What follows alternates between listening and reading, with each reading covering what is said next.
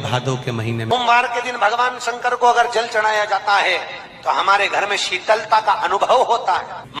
चंपा भी भगवान सोमवार के दिन भगवान शंकर को अगर जल चढ़ाया जाता है तो हमारे घर में शीतलता का अनुभव होता है। चंपा भी भगवान शंकर को चढ़ती है, पूरे साल नहीं चढ़ती, केवल भादों के महीने में चढ़ती। जो व्यक्ति बहुत ज्यादा गरीब हो, बहुत कंगाल हो, लक्ष्मी नहीं आ रही हो, बहुत तकलीफ में हो, कर्जा बहुत ज्यादा हो, उसको कुछ नहीं करना। सोमवार की सोमवार शाम के समय बेलपत्री के पेड़ के नीचे थोड़ी सी शक्कर या गुड़ डालकर एक दिया रखकर घी की बत्ती लगाकर जलाकर जाओ, अपने आप कर्जा चूकना चालू हो जाए। श्रावण के महीने में केवल शंकर जी की आराधना होती है और भादों के महीने में शंकर भगवान, पार्वती मैया, गणेश जी, सदानंद कार्तिकेय जी, अशोक सुंदरी, भगवान शंकर की पांचों बेटियां जया, विषहरा, श्यामली बारी, दौतली, देव, ये सब प्रसन्न होती है। ये फुलेरे में जो मालाएं लगती हैं, ये फुलेरे में जो फूल की मालाएं लटकाई जाती है, ये भगवान शंकर की बेटियों के भाव से, भगवान शंकर के एक परिवार की उन्नति के भाव से। फुलेरे का मतलब होता है कि खूब फलो फूलो, खूब फलो फूलो।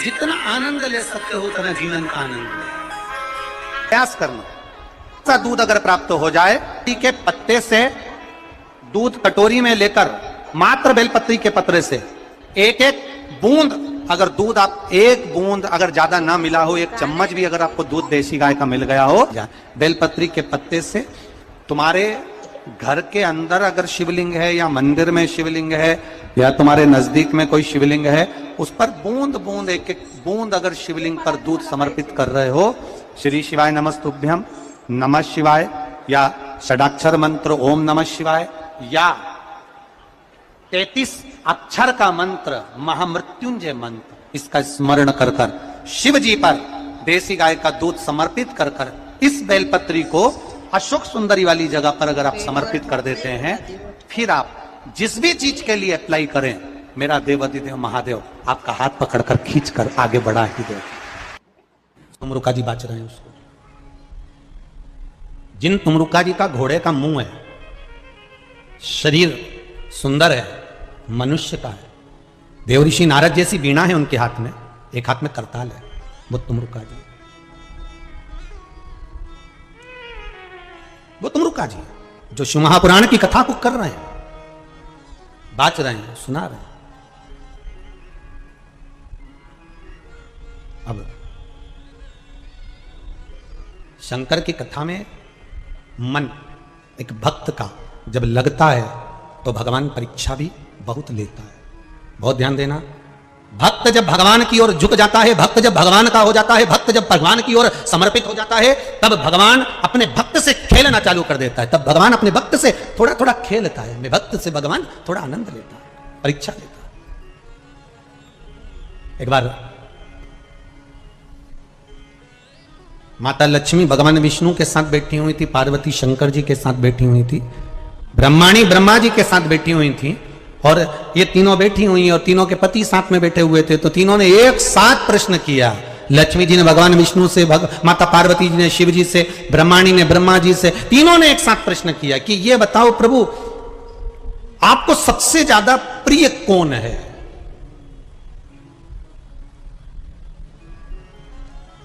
और प्रभु ये भी बता दीजिए कि आपसे बड़ा कौन है? अब भगवान से बड़ा कौन हो सकता है? आपसे बड़ा कौन है? तो भगवान विष्णु और भगवान शंकर और भगवान ब्रह्मा तीनों एक साथ बोल दिए, हमसे बड़ा हमारा भक्त होता है, हमारा भक्त हमसे बड़ा। उस दिन मेरा भोले बाबा तुम पर कृपा कर दे, उस दिन सोमवार का एक नियम बना कि महीने का एक सोमवार मुझे ऐसा करना है, 3 नियम धारण करना है महीने के सोमवार को। पहला, सुबेरे जाकर शंकर भगवान को 1 लोटा जल चढ़ाना है।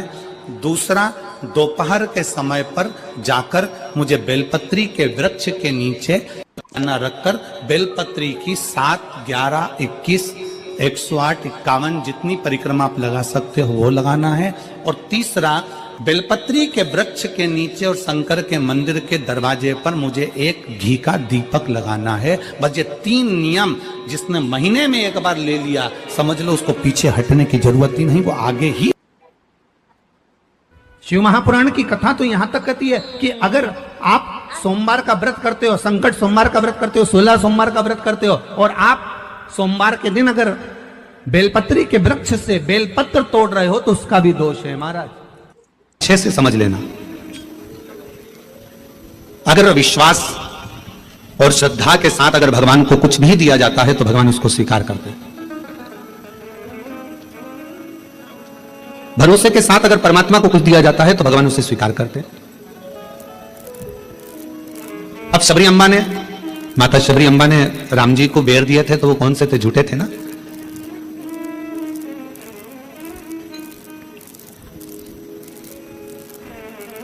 और निर्मल मन हो तो रघुवर शबरी के घर भी आते हैं। अगर मेरे भगवान तुम्हारा मन निर्मल है, श्रद्धा पूर्ण है, विश्वास पूर्ण है, तो मेरे राम जैसे शबरी के यहां आकर झूठे बेर को पा लेते हैं। शिव महापुराण की कथा कहती है तुम्हारा जल कैसा भी है, अगर तुम विश्वास के साथ और श्रद्धा के साथ दे रहे हो तो मेरा शंकर उसे स्वीकार करता ही है, मेरा शिव उसे स्वीकार करेगा। मेरा भगवान ऐसा नहीं कि उसको स्वीकार नहीं करेगा। सोमवार पड़े आप उस पर कर लीजिए। एक बात बहुत ध्यान दीजिएगा, अगर कहीं नौकरी नहीं लग रही है, सर्विस नहीं है, नौकरी नहीं है, और आप कई बार इंटरव्यू दिया है, एग्जाम में बैठ भी गए, कंपटीशन एग्जाम में भी बैठे हो, और अगर नहीं हो रहा, कंपटीशन एग्जाम क्लियर नहीं हो रहा, या सीए का एग्जाम है या अन्य चीजों की पढ़ाई आप कर रहे हैं, या कहीं नौकरी के लिए अप्लाई कर रहे हैं, नहीं हो रहा है, 5 शमी पत्र, कितने जम के बोलो जरा, 5 शमी पत्र, 5 बेल पत्र, 5 मूंग के दाने, काय के दाने, मूंग, 5 मूंग के दाने, 5 सफेद पुष्प, कोई भी सफेद पुष्प जो आपको मिल जाए, शिव जी को समर्पित कर कर 1 लोटा पानी, नाम और गोत्र बोलकर, और जिस एग्जाम में बैठ रहे हो, जिस कंपटीशन एग्जाम में बैठ रहे हो, उसका स्मरण कर कर आपको छोड़ना है। आप शिव जी पर बेलपत्र, किसी ने पूछा गुरु जी बेलपत्र तो हम इतनी बार इसको 1 महीने तक 2 महीने तक उठाकर चढ़ाकर धोकर फिर चढ़ा सकते हैं क्या? शमी का पत्र धोकर वापिस चढ़ाया जा सकता है? नहीं। दुर्वा का धोकर वापिस चढ़ाई जा सकती है? नहीं।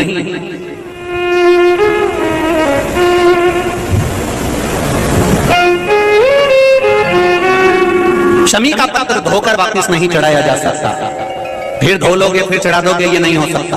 दुर्वा वापिस धोकर वापिस नहीं चढ़ाई जा सकती, चावल का दाना उठाकर धोकर वापिस नहीं चढ़ाया जा सकता, धतूरा धोकर वापिस नहीं चढ़ाया जा सकता।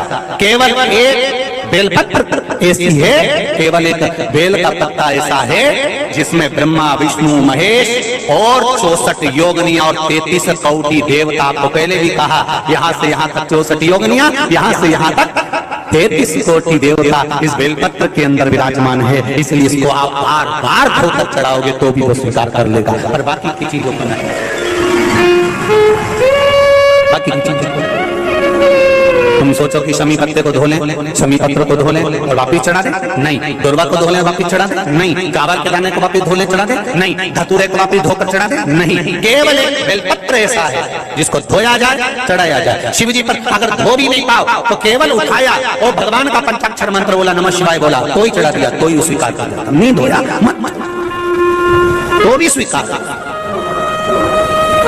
तो भी वो स्वीकार कर देता और उसकी स्वीकृति हो जाती है। जब उसके आनंद सुख को, उसके आनंद भाव को वो स्वीकार कर लेता है, स्वीकार धारण कर लेता है, केवल उसका समर्पण मूल होना चाहिए। केवल